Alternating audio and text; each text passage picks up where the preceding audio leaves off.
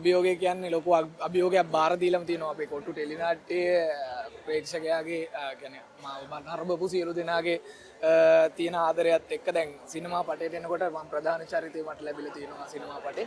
ඉතින් එතනම තියෙනවා ලොකු අභියෝගයක් මාත් එක්ක රංගනයෙන් දායක වෙන සියලුම ශිල්පීන් ජ්‍යෙෂ්ඨ ශිල්පීන් කොට දෙනෙක් ඒ වගේම නවක ශිල්පීන් අපි වගේ ශාස්ත්‍රයට අලුත් රංගනයත් එක්ක එකතු වෙච්ච අලුත් ශිල්පීන් හැතුළු සියලුම දෙනාත් එක්ක වැඩ කරන්න ලැබිලා තියෙනවා.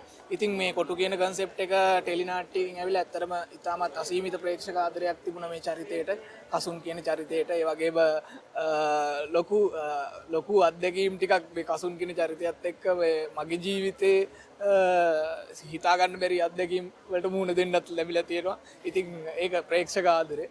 ඉතින් මේ ඇත්තටම මේ ටෙලිනාට්‍යයකින් සිනමා පටයකට යනවා කියන තැනදී ඇත්තටම සතුටුයි මේ ටෙලිනාට්‍යයක් මම හිතන්නේ ලංකාවේ වේදිකා නාට්‍යයකින් ටෙලිනාට්‍යයක් සිදු කරලා ටෙලිනාට්‍යයකින් සිනමා පටයකට යන මම හිතන්නේ ලංකාවේ මේක පළවෙනි අවස්ථාව වෙන්නේදී මේක සිනමා පටයකින් නතර වෙන්නෙත් නැහැ මම හිතන්නේ නවකතාවකින් තමයි අවසානයේ මේක නතර වෙන්නේ. ඉතින් එතෙන්දී කසුන් කියන චරිතය සිනමාවේදී අපි මේ කොටු කියන සිනමා පටයේදී කසුන් කියන චරිතය ගැන මම දැන් අයිඩියා එකක් දෙන්න යන්නේ නැහැ. මොකද අපි කසුන් කියන චරිතයේ තියෙන එක අපි මම ප්‍රේක්ෂකයින්ට බලන්න කියලා ආරාධනා කරනවා.